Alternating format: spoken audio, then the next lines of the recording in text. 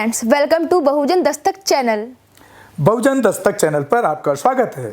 बहुजन समाज और महिलाओं पर अत्याचार होने पर हम दिलाएंगे न्याय और दिखाएंगे आपको बहुजन महापुरुषों का इतिहास और पढ़ाएंगे आपको बाबा साहेब भीमराव अंबेडकर द्वारा लिखा हुआ भारत का संविधान।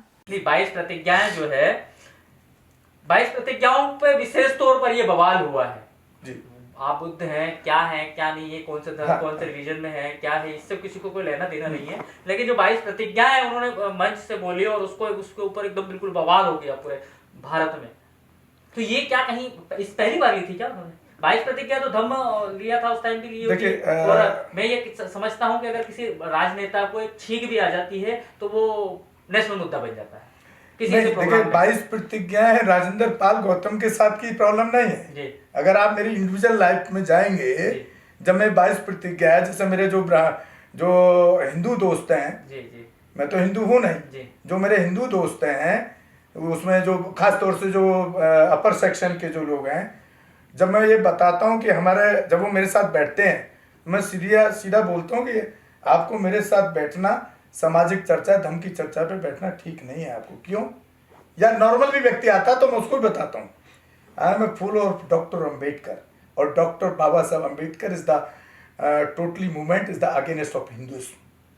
बाबा साहब ने हमेशा हिंदुइज्म के खिलाफ काम किया है जी। और हिंदुइज्म को खत्म करने के लिए काम किया है। तो मेरा भी बहस होता है उन लोग साथ कि बाकी तो सब ठीक है, हम भी अम्बेडकर को मानते हैं, लेकिन वो हिंदुइज्म के खिलाफ कैसे काम किया बाबा साहब ने? 22 प्रतिज्ञा किस लिए क्रिएट की? वो अगेंस्ट हिंदू हैं। तो यहाँ पर वो बौखलाहट उनको, लेकिन ये तो गलत हो गया ना। जैसे कि अभी हमने कई जगह देखी है और ऐसे उसमें भी देखा है, अक्सर बाबा साहब ये कहते थे और आप खुद कहते हैं कि बाबा साहब का ऐसा मानना था और 22 प्रतिज्ञाओं में कि मूर्तियों की पूजा नहीं करूंगा। तो क्या वो जो भगवान की बनी हुई मूर्ति है उन्हीं की पूजा नहीं करेंगे या और दूसरी मूर्तियां हैं उनकी पूजा करेंगे? नहीं, मेरे हिसाब से जो लोग पूजा कर रहे हैं बाबा साहब की मूर्तियों की या बुद्धा की, वो टोटली रॉन्ग है, वो नहीं करना चाहिए। और इसका असर ज्यादातर मैंने देखा शहर में कम है, गांव में ज्यादा है। वो इसलिए हो रहा है कि क्योंकि वो उनको आदत पड़ गई। वो अब तक देवी देवताओं की मूर्ति पे अगरबत्ती धूप बत्ती जलाते थे, लेकिन उनको समझ ही नहीं आ रहा है। ये समझाने की बहुत अच्छा आपका प्रश्न है, ये समझाने की हमारे गांव के या जो भी इस तरह का कर रहे हैं अगरबत्ती लगा करके धूप बत्ती लगा के बाबा साहब के सामने, वो टोटली रॉन्ग है। वो एक अंधविश्वास से निकल के दूसरे अंधविश्वास में जाने का। उनको बाबा साहब को सिर्फ पढ़ना चाहिए और उनका जो जीवन है, मैं बार बार कहता हूँ, जीवन और संविधान दो चीजों को पढ़ना बहुत जरूरी है। उस पर चलने के काम करें, वही उनका पूजा हो गया एक तरीके से, वही उनका सम्मान हो गया। लेकिन सर जो गाँव में जब हम स्थिति देखते हैं तो स्कूल का जो है शिक्षा का इतना स्तर नहीं है शहरों के मुताबिक, और छोटे शहरों के मुताबिक भी गाँवों में आजकल शिक्षा का उतना स्तर नहीं, जहाँ एक अंतिम पंक्ति का व्यक्ति अपने बच्चों को शासकीय स्कूल में भेजता है। तो मैंने भी कई जगह ऐसी कवरेज की है और मैं आपको बता भी दूं कि वहाँ सिर्फ मिड डे मील के लिए बच्चे स्कूल जा रहे हैं, ऐसी स्थितियाँ हैं। तो क्या उस अंतिम पंक्ति में खड़े हुए व्यक्ति को आप धम्म का शिक्षा और बाबा साहब के लिटरेचर और उनके लिखे हुए ग्रंथ क्या पढ़ा पाए? क्या उसके लिए किसी के मन में टीस है? देखिए, जहाँ तक आपने, ये बड़ा अच्छा प्रश्न है आपका समाज के लिए, और मैं अपने जीवन को एक्सपीरियंस को यहाँ जरूर बताना चाहता हूँ। आपने अभी एक एलिगेशन लगाया, चाहे वो सरकार के ऊपर हो या उस समाज के ऊपर है कि लोग मिड डे मील खाने के लिए जाते हैं। तो सरकार की बात हटा दीजिए, मैं जब पढ़ा 5वीं तक का स्कूल गांव में था। 5वीं के बाद मेरा स्कूल 8वीं तक 5 किलोमीटर था, और मैंने बचपन से गांव में घर का, क्योंकि आर्थिक स्थिति नहीं थी, तो भैंस और ये सब मैंने गोबर पाता है, मेरा कच्चा घर है, मैंने पीली मिट्टी से गोबर मिला करके हर हफ्ते उसको लीपना कहते हैं, गांव में लीपते थे उसको, भैंस का गोबर नहलाना, फिर खेत पे ठाकुरों के यहाँ जा करके गेहूं भी काटना। जब गौतम रत्ना पढ़ सकता है और 5 किलोमीटर डेली नंगे पैर जा करके, और वो भी इतने इतने झाड़ में रखते इतने रेत के अंदर, जब गौतम रत्ना पढ़ सकता है, तो आप मिड डे मील की अपेक्षा करके जो हमारा समाज अगर ये सोच के अपने स्कूल को बच्चों को भेज रहा है, तो पहले उसको सुधार करना होगा ना। उन लोगों को पता पढ़ाई है करना है, क्या किसी भी हालत में करना है। उन लोगों को तो ये माइंड में बिठा दिया ना कि आप पढ़ाई कर लोगे तो कोई नौकरी तो मिलनी नहीं है। तो हम नौकरी से हम जो एग्जाम्पल दे रहे हैं किस लिए दे रहे हैं? जी। इसलिए दे रहे हैं कि लोग चैनल को जी। देखें और इन चीजों को समझें कि हमारा एक ही मकसद होना चाहिए, चाहे वो भूखे रह के पढ़ना है, चाहे वो मिड डे मील खा करके पढ़ना है। सरकार दे रही है मिड डे दे रही है, देखिए, वो पढ़ना अपनी जगह ठीक है, बच्चा तो कभी ये नहीं चाहेगा कि मैं पढ़ूं, वो तो उसको तो मौज मस्ती हाँ, तो जो पेरेंट्स हैं, जो माँ बाप हैं, उनको उस तरफ ध्यान देना। पेरेंट्स जब पढ़े लिखे नहीं है, उनके पेरेंट्स को जानते नहीं तो कहाँ पढ़ाएंगे सर। ये दायित्व बनता था सरकारी स्कूलों का। उसके लिए मैंने सरकार को जो है ब्लेम किया था, वो इसीलिए किया था कि मिड डे मील खाने के लिए जा रहे हैं, जो वहाँ के टीचर है वो मिड डे मील पर ही ध्यान देते हैं, खाना खिला करके रजिस्ट्री पूर्ति करके बच्चों को छुट्टियां कर देते। सभी की नहीं बोल रहा हूँ, लेकिन मैंने अक्सर देखा है कि कई जगह पर इस प्रकार की होती है। सर, जिस तरह से आपने पूछा राजेंद्र पाल गौतम जी के बारे में कि क्या कुछ सोची समझी प्लानिंग है क्या? जी। देखिए, सोची समझी प्लानिंग की बात तो मैं नहीं जानता, लेकिन आपको सामने से दिख तो रहा ही है ना। आपको सामने से दिख रहा है ना कि आज भी वो राजेंद्र पाल गौतम अगर समाज की लड़ाई लड़ने के लिए अगर उन्होंने ये काम किया था, तो उस लाला की दुकान में जो मंत्रालय से इस्तीफा ले लेता है, तो उसमें वो क्यों है? उनको छोड़ना चाहिए। नहीं, ये तो दूसरी बात, हमने संदीप कुमार एडवोकेट जी इसी पार्टी में जी पहले राजेंद्र पाल गौतम जी की जगह मंत्री थे जी, और राजेंद्र पाल गौतम जी को उस दिन समर्थन करने आए जी। जब 26 अलीपुर रोड पे जो प्रोग्राम रखा गया, जो उनके खिलाफ FIR उसके खिलाफ रखा गया। जी जी जी।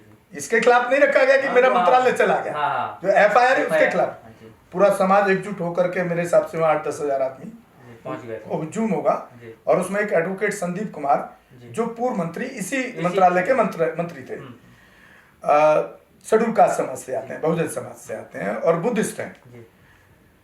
तो जब मैंने उनको पीछे उस दिन एक क्वेश्चन किया, क्योंकि उनको लोग वाल्मीकि के नाम से ज्यादा जानते हैं जी। कि भाई आप तो खुद ही संदीप वाल्मीकि लगाते हो, बात तो आप बुद्धिज्म की करते हो, बाबा साहब की करते हो, तो ये कौन सा पर्सन? आप कब बुद्धिस्ट बनोगे? आप समर्थन करने आए, ये तो बुद्धिस्ट वाला मामला है। बिल्कुल। तो उन्होंने ऑन कैमरा बोला कि मैं ऑन रिकॉर्ड बोल रहा हूँ कि मैं बुद्धिस्ट हूँ, मुझे वाल्मीकि दूसरे लोग क्यों कहने लगे वो तो वही बता सकते हैं। बिल्कुल। तो ये जाति की मानसिकता जो है, जाति को मजबूत करने में जो तंत्र है, वो कहीं ना कहीं बहुजन समाज भी जिम्मेदार है। हम अनुवादियों को जो रोजाना भौंकते हैं बिना मतलब के, वो भौंकना बंद कीजिए, अपने आप में सुधार कीजिए। उसके बाद हमारा जो वो क्वेश्चन था, उन्होंने बहुत खूबसूरत जवाब दिया है, लोगों को प्रेरणा देता है।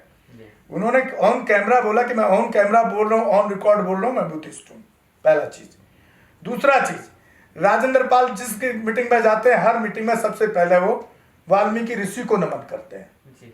और जो एक शख्स बहुजन समाज से, और हम कास्ट की बात करें, उसी जाति से वो आते हैं, उन्होंने ऑन कैमरा बोला कि मैं उस वाल्मीकि ऋषि को भी नहीं मानता जिसको कि हमारे बहुजन समाज के लोग महान पुरुष मानते हैं, क्योंकि उस वाल्मीकि ऋषि की वजह से आज जो हम गुलामी की जिंदगी जी रहे हैं, वो उनके व्यवस्था की वजह से आज हम धो रहे हैं। तो राजेंद्र पाल गौतम जी क्यों वाल्मीकि ऋषि को नमन कर रहे हैं भाई?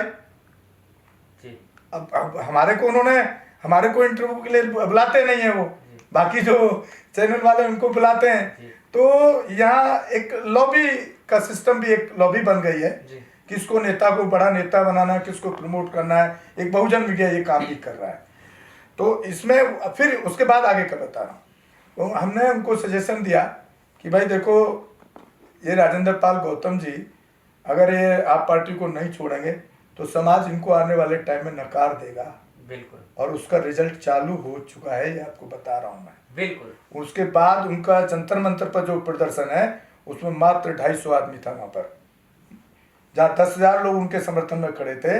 जब उन्होंने राजेंद्र पाल गौतम जी ने दोबारा जंतर मंतर पर कॉल किया समाज के लोगों, तो 250 आदमी था वहाँ।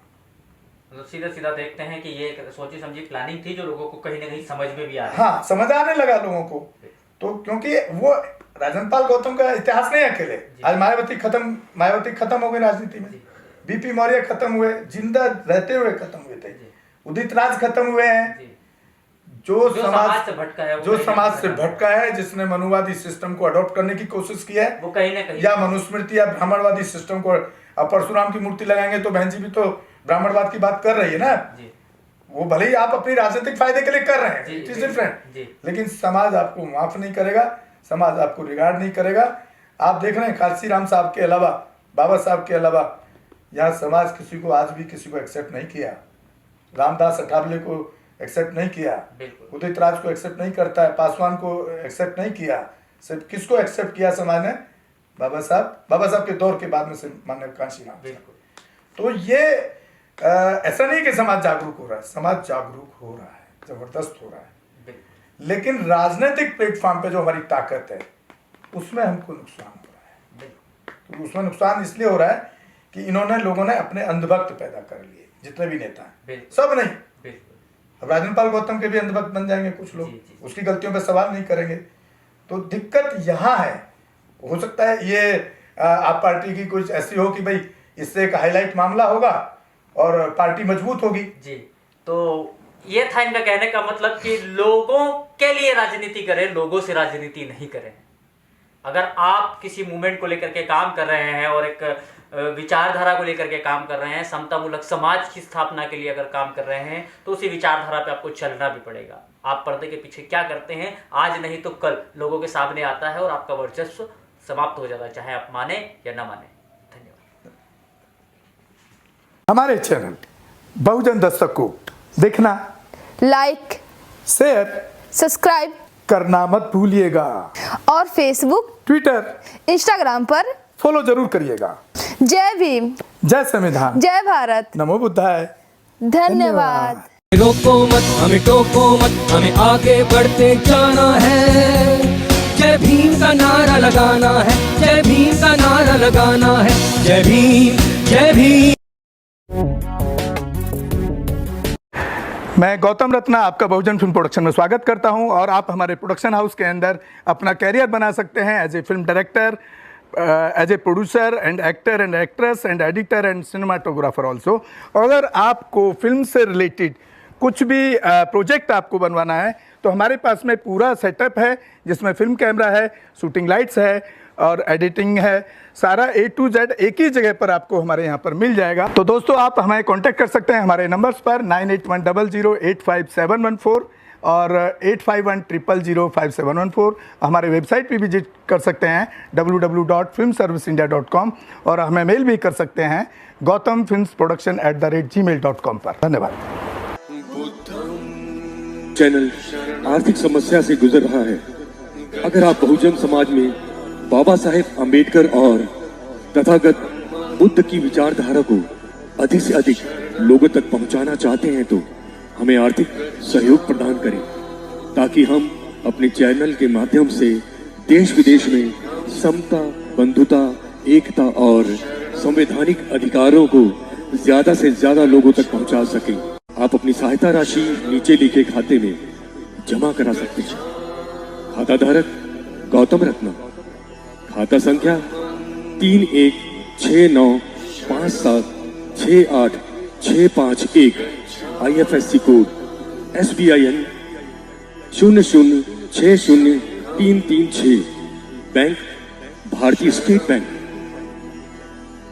आप हमारे बैंक खाते का विवरण स्क्रीन पर भी देख सकते हैं।